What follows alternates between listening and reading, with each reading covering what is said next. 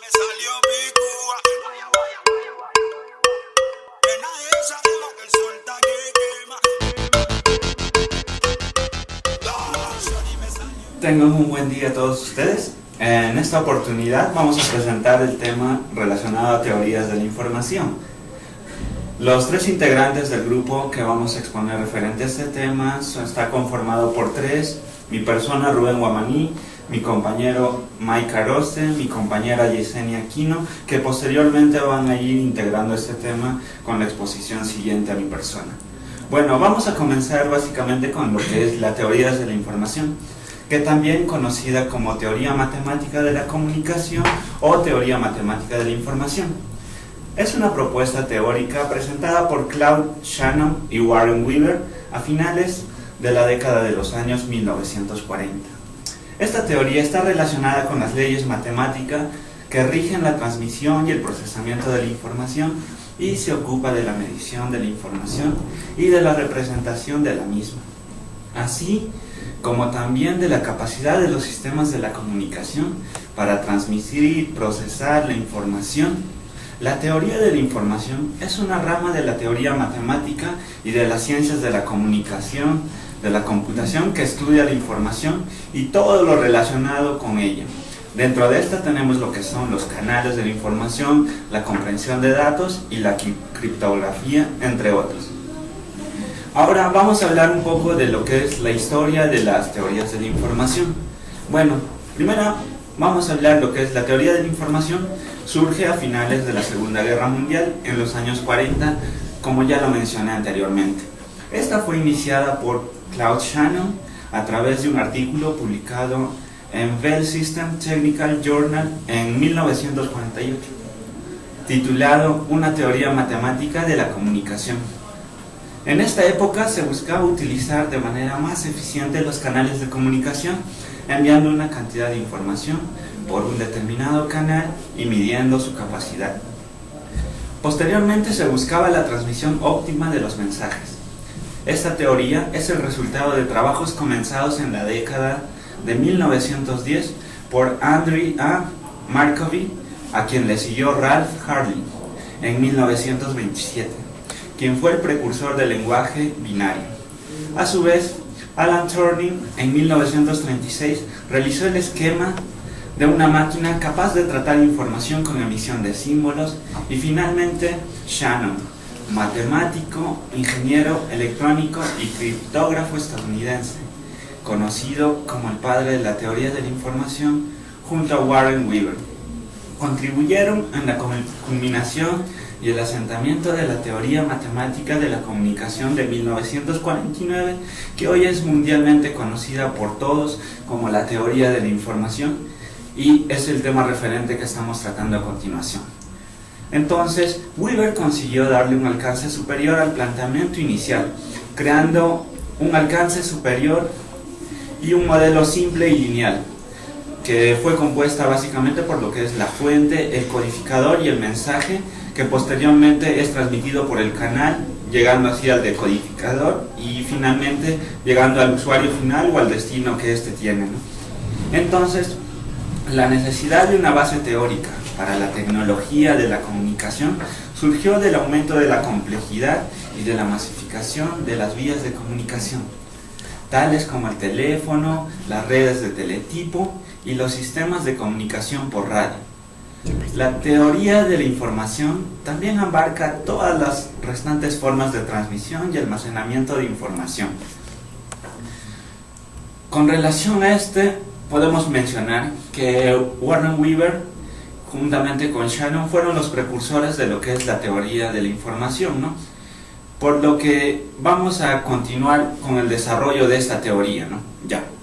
Entonces, el modelo propuesto por Shannon es un sistema general de la comunicación que parte de una fuente de transmisión de información, desde la cual, a través de un transmisor, se emite una señal, la cual viaja por un canal, pero a lo largo de su viaje puede ser interferida por algún ruido.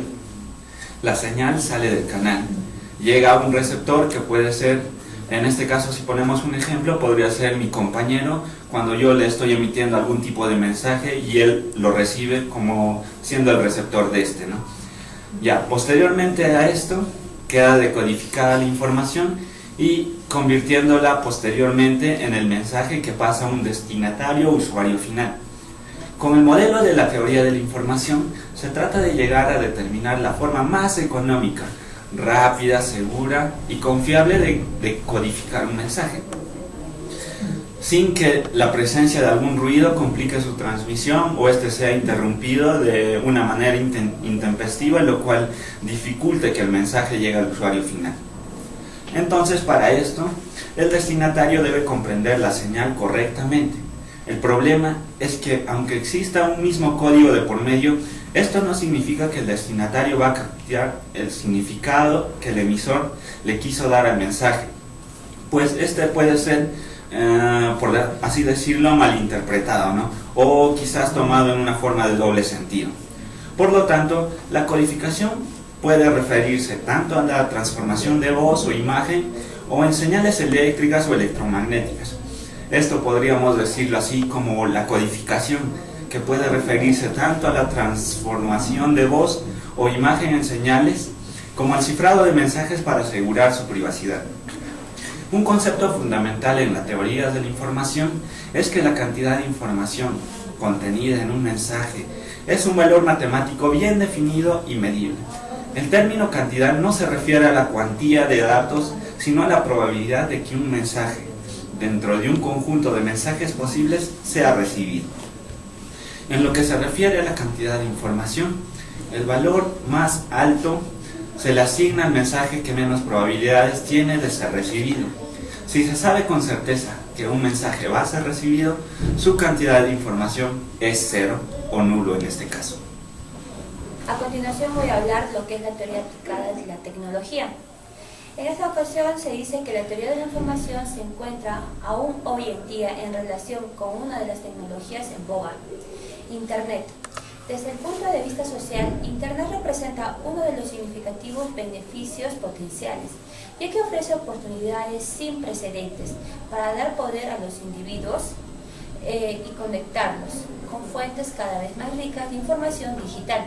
Internet fue creada a partir de un proyecto del Departamento de Defensa, DARPANET, que iniciada en 1979 y cuyo propósito principal era la investigación y desarrollo del protocolo de la comunicación para las redes de amplia, para ligar las redes de transmisión paquetes de diferentes tipos de capacidades y resistir las condiciones de operación más difícil y continuar funcionando aún con la pérdida de una parte de la red. Ejemplo, en este caso podríamos ver que es el caso de la guerra. Ahora bueno, en las investigaciones se dieron como resultado el protocolo del TCP o IP, un sistema de comunicación muy sólido y robusto bajo el cual se integra todas las redes que se conforman, lo que se conoce actualmente como Internet. El enorme crecimiento de Internet se debe a la parte, que es una red basada en los fondos gubernamentales. Bueno, como hemos estado viendo, esta finalidad es más que todo se aplica en lo que es al Internet.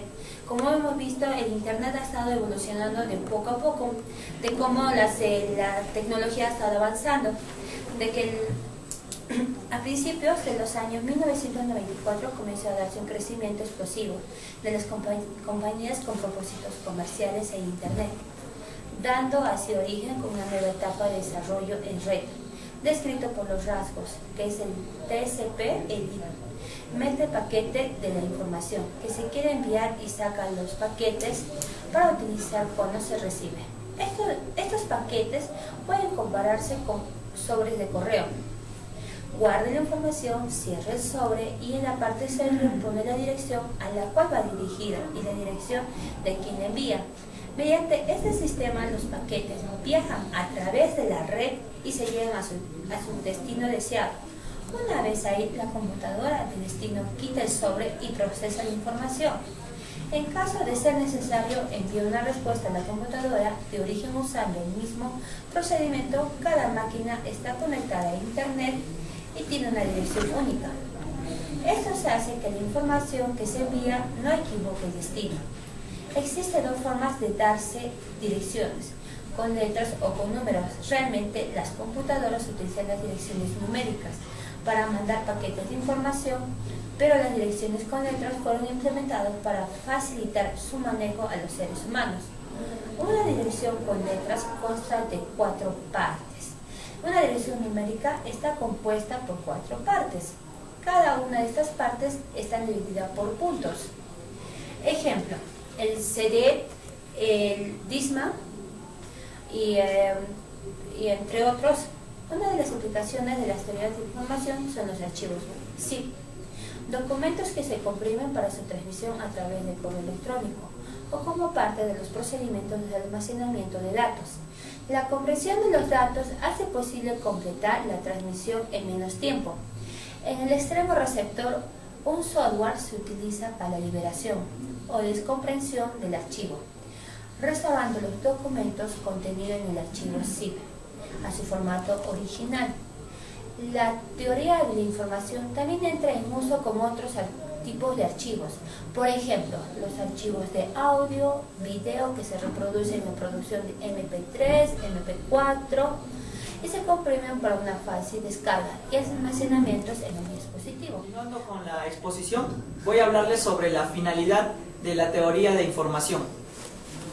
Entonces, otro aspecto importante dentro de esta teoría es la resistencia a la distorsión que provoca el ruido, la facilidad de codificación y decodificación, así como la velocidad de transmisión. Es por esto que se dice que el mensaje tiene muchos sentidos y el destinatario extrae el sentido que debe atribuirles al mensaje, siempre y cuando haya un mínimo código en común. La teoría de la información tiene ciertas limitaciones, como lo es la aceptación de concepto de código, el significado que se quiere transmitir cuenta tanto como el número de alternativas necesario para definir el hecho sin ambigüedad. Si la selección del mensaje se plantea únicamente entre 2 alternativas diferentes, la teoría de Shannon postula arbitrariamente a que el valor de la información es 1. Esta unidad de información recibe el nombre de bit. Para que el valor de la información sea un bit, todas las alternativas deben ser igual de problemas y estar disponibles. Es importante saber si la fuente de información tiene el mismo grado de libertad para elegir cualquier posibilidad o si se haya bajado alguna influencia que la induce a una cierta elección. La cantidad de la información crece cuando todas las alternativas son igual de probables o cuando mayor sea el número de alternativas, pero en la práctica comunicativa real no todas las alternativas son igualmente probables, lo cual no constituye un tipo de proceso estocástico. Bueno, denominando Markov, el subtipo de Markov dice que la cadena de símbolos está configurada de manera que cualquier secuencia de esa cadena es representativa de toda la cadena completa. Ahora voy a hablar sobre elementos de la teoría. Uno de estos elementos viene a ser la fuente. Bueno, una fuente es todo aquello que emite mensajes. Por ejemplo, una fuente puede ser una computadora y mensajes, sus archivos. Una fuente puede ser un dispositivo de transmisión de datos y mensajes, los datos enviados. Una fuente es en sí misma un conjunto finito de mensajes, todos los posibles mensajes que puede emitir dicha fuente en comprensión de datos. Se tomará como fuente el archivo a comprimir y como mensajes los caracteres que la conforman en esta. Bueno, para entender un poco más esto, voy a hacer un pequeño ejemplo. Voy a tratar de hacer un pequeño gráfico para ver si me pueden entender mejor. Bueno, por ejemplo, vendría aquí a hacer una fuente de información que se transmite hacia un destinatario. Y entonces, ¿cuál es el procedimiento que se da en todo esto? Pues primero, el mensaje se transmite a través de una señal que probablemente pueda ser interrumpida por una fuente de ruido o algo parecido a esta. Y entonces es ahí que la señal recibida o sea, el mensaje llega al destinatario o al receptor, o sería algo así. El elemento, la fuente, acá sería transmisión del mensaje, y si es que hay algún ruido o algo que sería una interrupción, vendría por acá y aquí terminaría en el destinatario y ya. Bueno, ahora tipos de fuente. Por la naturaleza generativa de sus mensajes, una fuente puede ser aleatoria o determinista por la relación entre los mensajes emitidos. Una fuente puede ser estructurada o no estructurada. Existen varios tipos de fuente. Para la teoría de la información interesan las fuentes aleatorias y estructuradas. Una fuente es aleatoria cuando no es posible predecir cuál es el próximo mensaje a emitir por la misma. Una fuente es estructurada cuando posee un cierto nivel de redundancia. Una fuente no estructurada o de información pura es aquella en que todos los mensajes son absolutamente aleatorios, sin relación alguna ni sentido aparente.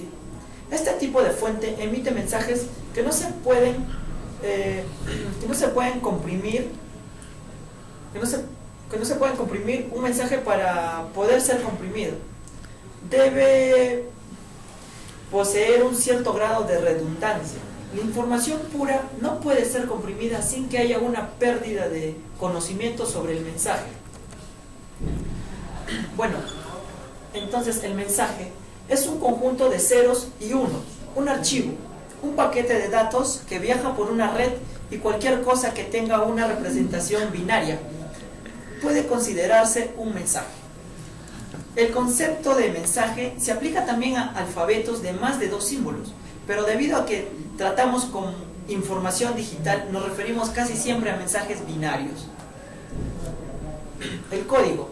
Un código es un conjunto de unos y ceros que se usan para representar un cierto mensaje de acuerdo a reglas o convenciones preestablecidas. Continuando con los elementos de las teorías de la información, tenemos al elemento principal o primordial dentro de este, que vendría a ser la información.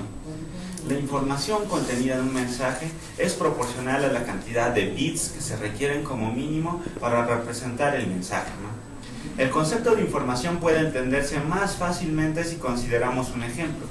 En todo caso, supongamos que estamos leyendo un mensaje y hemos leído la cadena de C, por así decirlo, o cualquier otro tipo de carácter, ¿no? La probabilidad de que el mensaje continúe con caracteres es muy alta. Así, cuando efectivamente recibimos a continuación, por ejemplo, otro tipo de palabra que podría ser carácter, un derivado de esta, ¿no? La cantidad de información que nos llegó es muy baja, pues estábamos sin condiciones de predecir qué era lo que iba a ocurrir. La ocurrencia de mensajes de alta probabilidad de aparición aporta menos información que la ocurrencia de mensajes menos probables. Si luego de la cadena de C leemos Irrimuchi o por ejemplo Aparro, la cantidad de información que estamos recibiendo es mucho mayor. Bueno, ahora vamos a hablar un poco de lo que es la relación entre la entropía e información. La información es tratada como magnitud física, caracterizando la información de una secuencia de símbolos utilizando la entropía. Se parte de la idea que los canales no son ideales, aunque muchas veces se idealicen las no lineales para estudiar diversos métodos de envío de información o la cantidad de información útil que se puede enviar a través de un canal o estos enviados por diversos canales para así llegar al destinatario, ¿no? Entonces, la información necesaria para especificar un sistema físico tiene que ver con su entropía.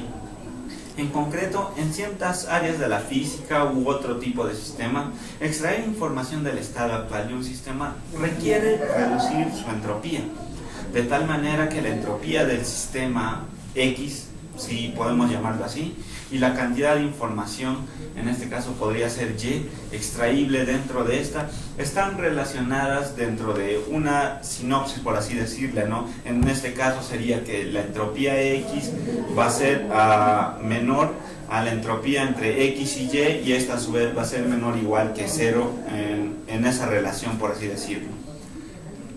Ahora vamos a hablar de lo que es la entropía de una fuente. De acuerdo a la teoría de la información, el nivel de información de una fuente se puede medir según la entropía de la misma. Los estudios sobre la entropía son de suma importancia en la teoría de la información y se deben principalmente a Shannon, ya que existe a su vez un gran número de propiedades respecto de la entropía de variables aleatorias debidas a Kolmogorov, dada una fuente F que emite mensajes.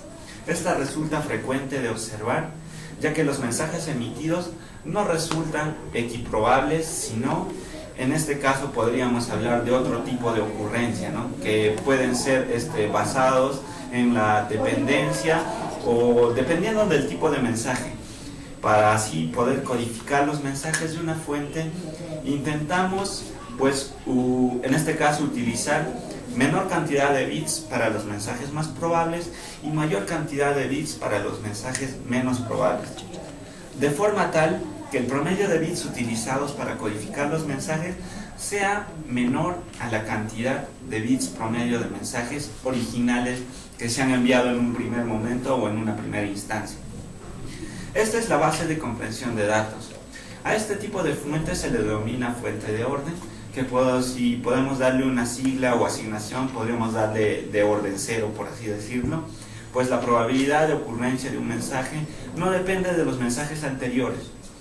En este caso, a las fuentes de orden superior se les puede representar mediante una fuente de orden cero, utilizando técnicas de modelización apropiadas.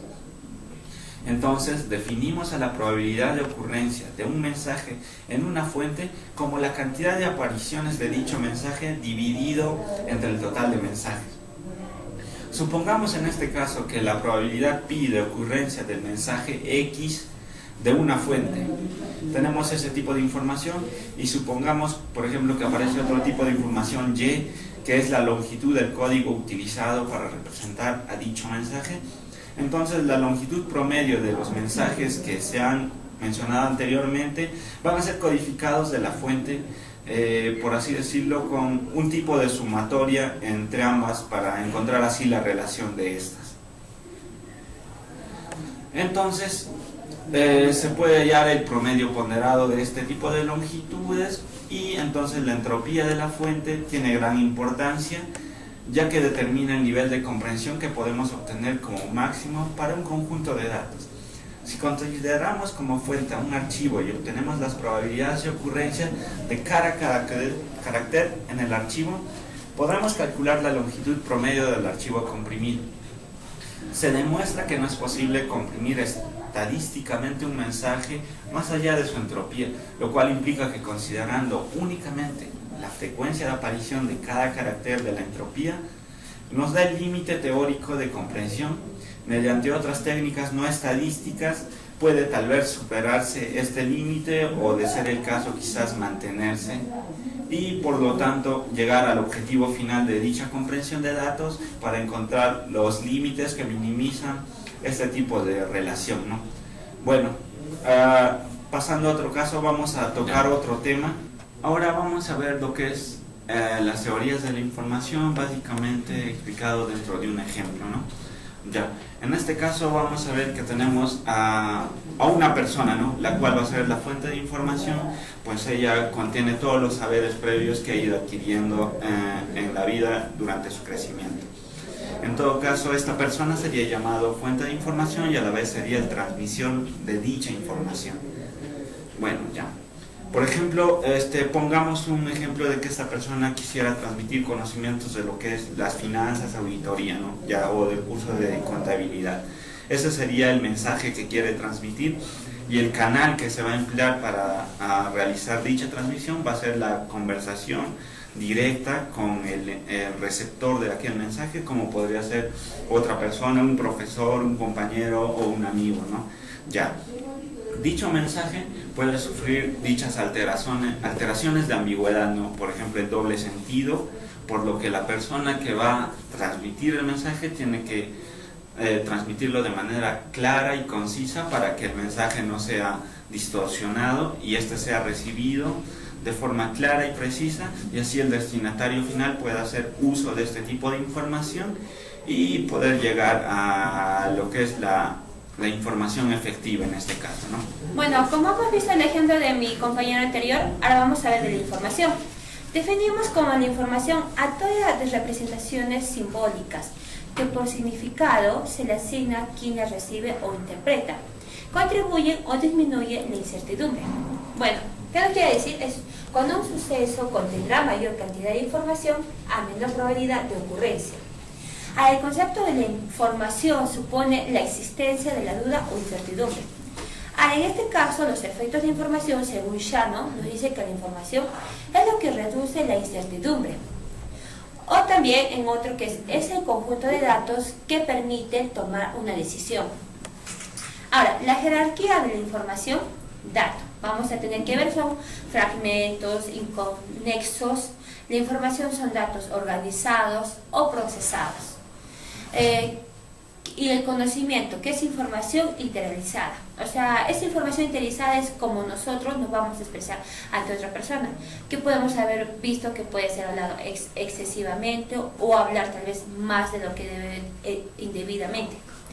Ahora, la sabiduría es el conocimiento integrado. Si es excesivo o también, como dice, lo podemos considerar a lo que es una multa. En esta medida de información tenemos el valor. La información es lo incomprensible que posee un mensaje, es lo original que contiene. Ya. Existirá un mensaje solo si contiene o por portador de información. Mensaje de información máxima si sus elementos son originales al 100%. En este caso, si fuera ininteligible. El valor de un mensaje es mayor si es más nuevo. O sea, aporta más aprendizaje al receptor. O sea, como dicen, nos podemos llenar de algunas ideas, nos podemos capacitar leyendo libros, fuentes bibliográficas, tratando de aportar. Ahora, medir la cantidad de la información de un mensaje, de no medir, es impredecible que contiene. Equivale a medir la probabilidad de que algo sea impredecible para el receptor. La redundancia.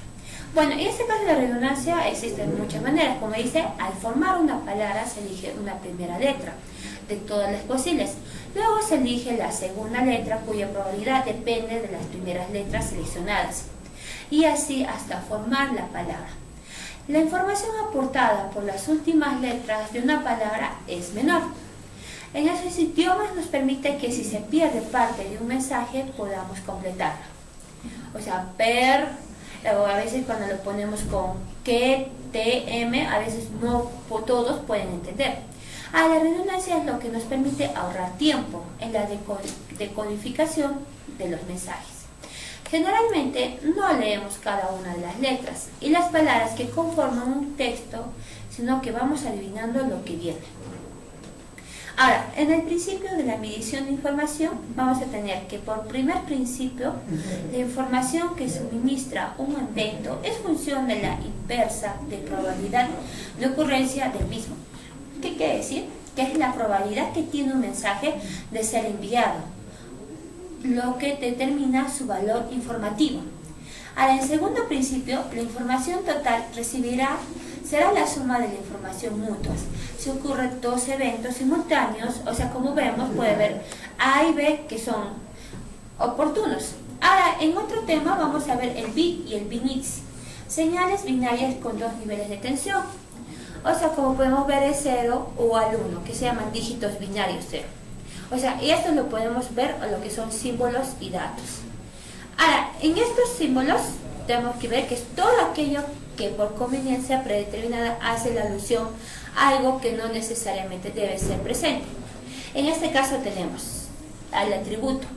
Son propiedades o cualidades de los sucesos al representarse simbólicamente.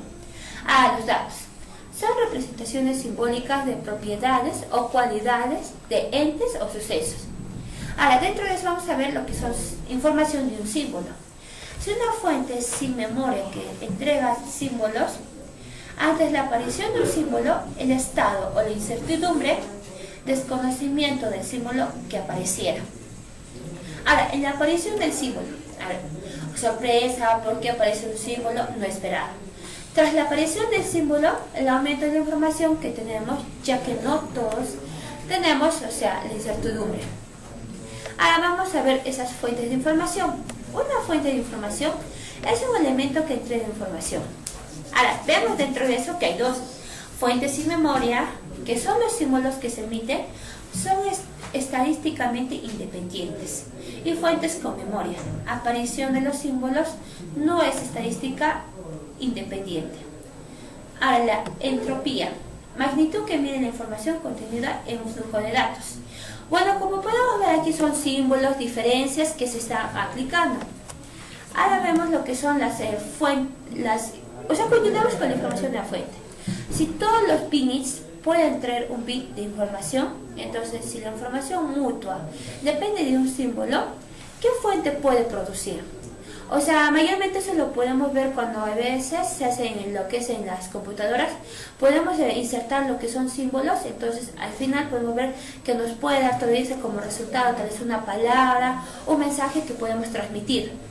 Ahora, si el diseño de las fuentes es para todo tipo de mensaje y no para un mensaje particular, entonces se debe definir la fuente en términos de información promedio o entropía de la fuente. Ahora, vamos a ver todo lo que es la tasa de información. Si dos fuentes tienen igual entropía, pero en una es más rápida, la cual como se producen símbolos por unidades de tiempo, puede ser por minutos, en eso más que todo se trabaja por segundos. Al igual del tiempo se transfiere más información de fuente más rápida. Ahora, esta velocidad de señalización, como lo vemos, las señales se transmiten en los canales con símbolos de duración fijas. Más o menos ya tienen, estos ya tienen unos símbolos establecidos, de los cuales cuando uno ya lo transmiten, entonces ya va botando, como dice, formándose palabras o en símbolos. Ahora, la duración de cada señal determina la velocidad de señalización. Ahora, es la inversa del ancho o del pulso, el símbolo. Ahora, podemos ver a continuación, más sobre el teorema de Shannon-Wardell, y después de Shannon, demostraron que la capacidad de un canal de transportar información en presencia de ruido vale. Es decir, podemos determinar el número máximo de niveles de las que señal o cantidad de símbolos que se puede enviar, considerando el ruido que se presenta en el canal. De cómo nosotros estamos enviando el mensaje, y para lo cual, podemos ver que en ese canal puede, tal vez a veces puede haber un pequeño ruido, o podría haber había un ruido del celular, o tal vez del pasillo que puede estar caminando el persona. A veces no puede llegar, como dice, apropiadamente. Y a veces de eso tenemos mucho inconveniente, porque podemos hacer funcionar como un teléfono malogrado. Uno puede empezar un inversor, puede llegar un mensaje, y al final, cuando se quiere realmente llegar a la información, no es la correcta. Bueno, en conclusión, tal vez estemos pasando de la edad del libro a través de la edad de la información hacia la edad del mensaje. La edad de la información nos ha puesto a disposición no solo de un nuevo alfabeto, sino también de nuevas formas de codificar mensajes, sirviéndonos en especial de mensajeros digitales. Como bien sabemos, nosotros no somos unos buenos lectores de códigos genéticos, pero para que esto funcione a nivel social sin estructuras, es indispensable que desarrollemos y mantengamos dispositivos de comunicación bidireccionales, horizontales y recursivos. La discusión de la noción de información en el siglo XXI nos ha abierto los ojos con respecto al peligro de una concepción unilateral, vertical y no recursiva de la transmisión de mensajes. El concepto moderno de información opera en otras palabras como un correctivo al concepto heteronómico de mensaje y viceversa. El concepto de mensaje pone de manifiesto algo que subyace implícita o explícitamente al concepto de información. La percepción crítica de esta tensión entre autonomía y heteronomía, horizontalidad y verticalidad, información y mensaje ha sido posible gracias al sistema de transmisión de mensajes que llamamos Internet. Si los vemos desde la genealogía de la noción de información, la cual desemboca en el espacio de reflexión que llamamos ética de la información, creo yo que el ensamblaje entre los mensajes digitales y el encuentro faz a faz es algo que caracteriza a las sociedades de la información en este siglo. Es justamente ese ensamblaje el que crea nuevos desafíos éticos con respecto a la delimitación entre informaciones públicas e informaciones secretas, sobre todo si recordamos que el adjetivo secreto no es algo inherente a una información, sino una adjudicación.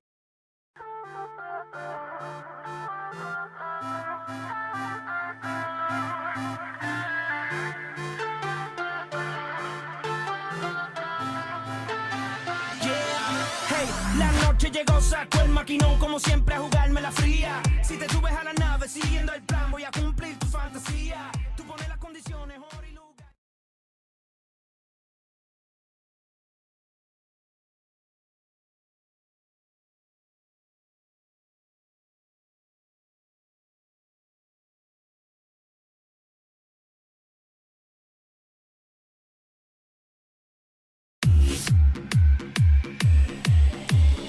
Bueno, continuando con la exposición.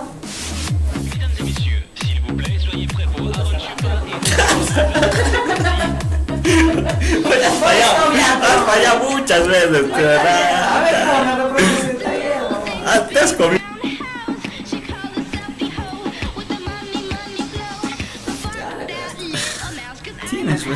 Tienes que meter un flor. I'm an albatross.